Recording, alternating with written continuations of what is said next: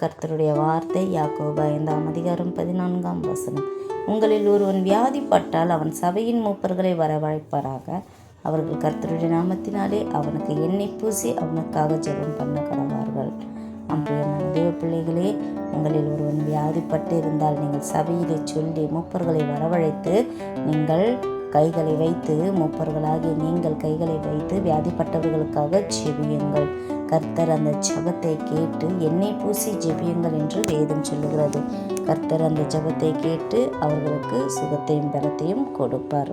அது மாத்திரமல்ல, வேதத்தில் எழுதப்பட்டிருக்கிறது, அப்போது விசுவாசமுள்ள ஜெபம் பிணியாளியை ரட்சிக்கும், கர்த்தர் அவனை எழுப்புவார், அவன் பாவம் செய்தவனானால் அது அவனுக்கு மன்னிக்கப்படும் என்று.